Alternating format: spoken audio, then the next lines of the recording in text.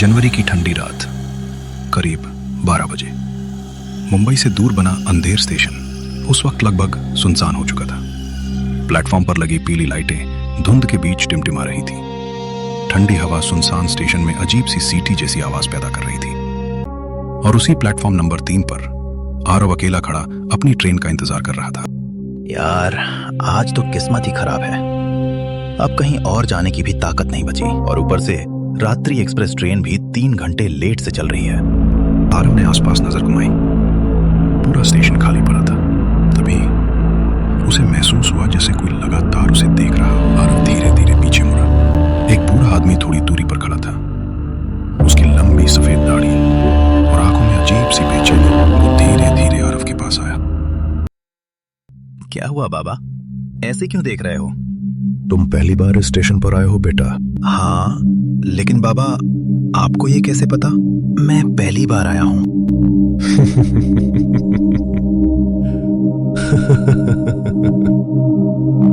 ये स्टेशन रात के बाद वैसा नहीं रहता जैसा दिन में दिखता है।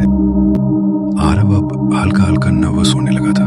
बाबा, आप सीधा सीधा कहिए, कहना क्या चाहते हैं?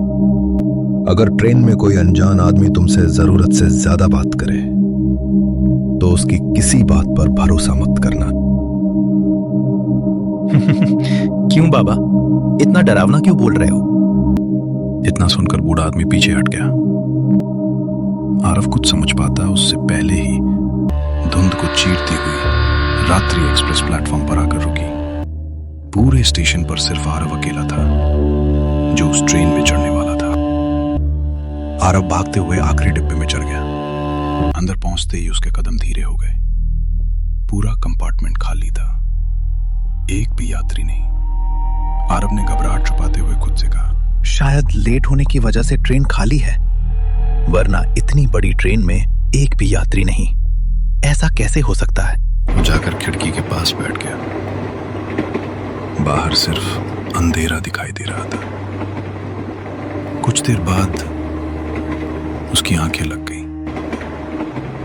थोड़ी देर बाद उसे लगा जैसे कोई उसके बहुत करीब बैठकर सांस ले रहा हो। आरव की आंखें तुरंत खुल गईं।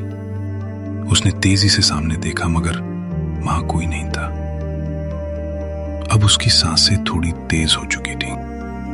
वो धीरे से सीट से उठा और पूरे डिब्बे में देखने लगा।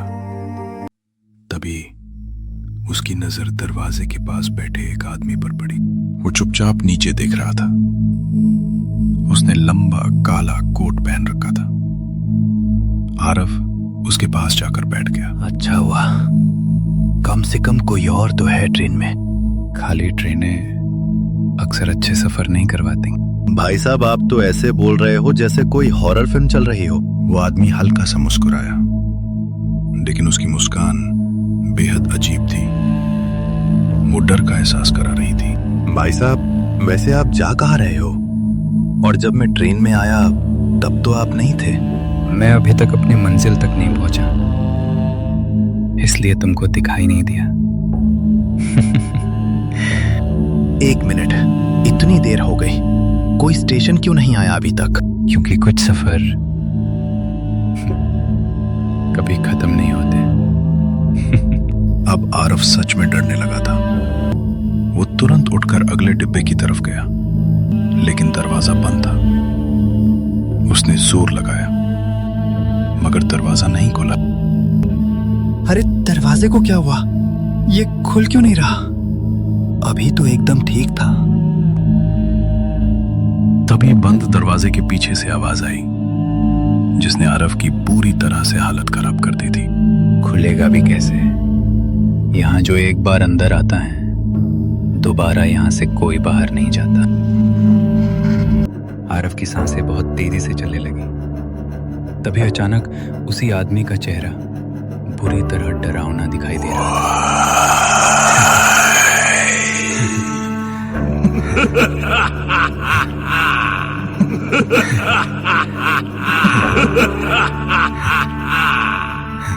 आरव उस आदमी का भयानक रूप देखकर बेहोश हो गया और गिर पड़ा।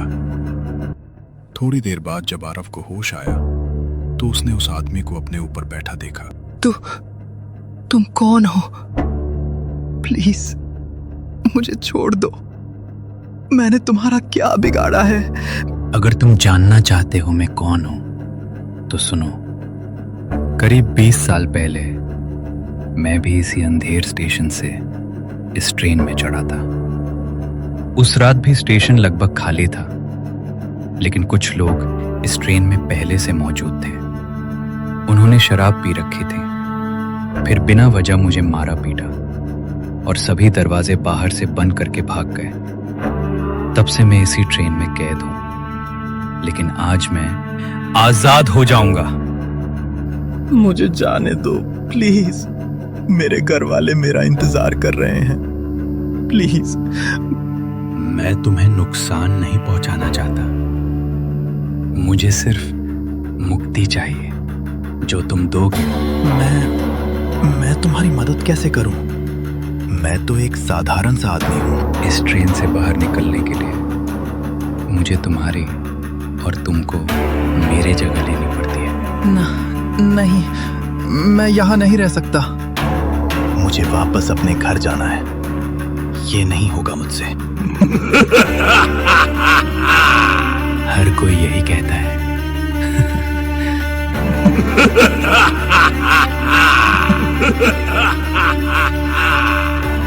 अचानक बहुत तेजी के साथ एक तूफान आया और उस आदमी को भी अपने साथ ले गया।